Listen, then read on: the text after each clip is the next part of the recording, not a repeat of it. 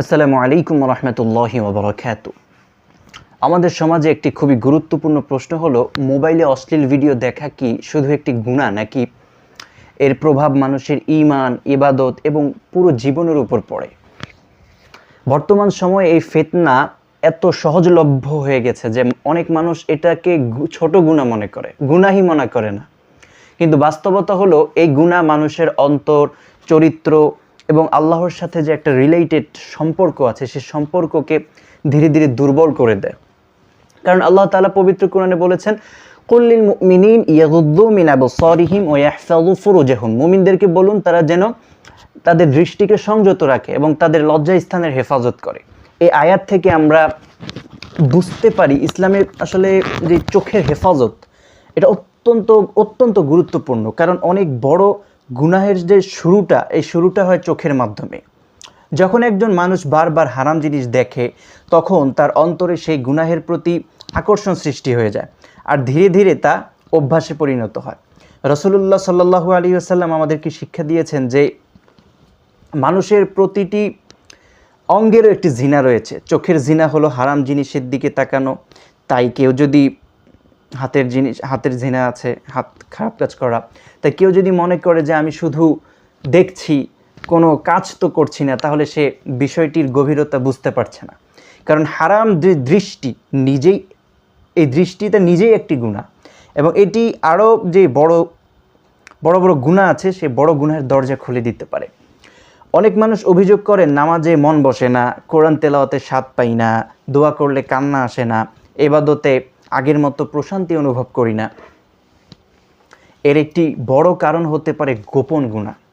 যখন মানুষ একা অবস্থায় আল্লাহর অবাধ্যতা করে, তখন তার অন্তরে কালো দাগ সৃষ্টি হয়।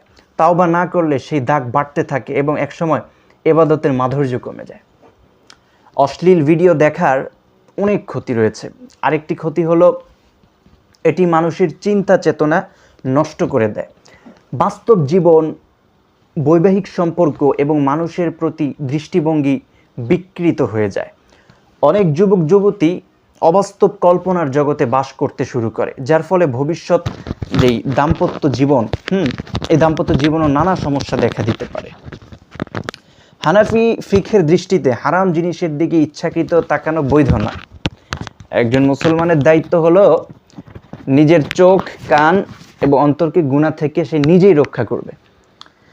তো বিশেষ করে যখন মোবাইল ফোন সবসময় হাতের কাছে থাকে, তখন তাকওয়া ও আত্মনিয়ন্ত্রণ আরও বেশি প্রয়োজন। বর্তমানে সবার হাতেই মোবাইল, তবে এখানে একটি সুখবর রয়েছে। কেউ যদি এই গুনাহে জড়িয়ে থাকে, তাহলে হতাশ হওয়ার কোনো কারণ নেই। আল্লাহ তাআলার রহমত অত্যন্ত বিস্তৃত। মানুষ যত বড় গুনাহই করুক, যদি সে আন্তরিকভাবে তওবা করে, গুনাহ ছেড়ে দেওয়ার দৃঢ় সংকল্প করে এবং আল্লাহর কাছে ক্ষমা যায়, তাহলে আল্লাহ ক্ষমা করতে সক্ষম। তাই যারা এই সমস্যা আক্রান্ত, তারা আজ থেকেই কিছু সিদ্ধান্ত নিন। মোবাইলে অপ্রয়োজনীয় অ্যাপ বা কন্টেন্ট দূর করুন। একাকী গুনাহের যে পরিবেশ, সেটাকে এড়িয়ে চলুন। নিয়মিত কোরআন তেলাওয়াত করুন, 5 ওয়াক্ত নামাজের যত্ন নিন এবং আল্লাহর কাছে প্রতিদিন সাহায্য চান। রব্বানা আতিনা ফিদ দুনিয়া হাসানা ওয়া ফিল আখিরাতি হাসানা, রব্বানা হাব লানা মিন আজওয়াজিনা ওয়া যুররিয়াতিনা কুররাতা আয়ুন। মনে রাখবেন, শয়তান চায় মানুষ গুনাহকে ছোট মনে করুক, কিন্তু একজন মুমিন সবসময় নিজের ঈমানকে রক্ষা করার চেষ্টা করে। আসুন আমরা আমাদের চোখকে হেফাজত করি, অন্তরকে পবিত্র রাখি এবং আল্লাহর সন্তুষ্টির পথে চলার চেষ্টা করি। আল্লাহ তাআলা আমাদের সবাইকে প্রকাশ্য ও গোপন সকল গুনাহ থেকে হেফাজত করুন এবং পবিত্র জীবন যাপনের তৌফিক দান করুন। আমিন।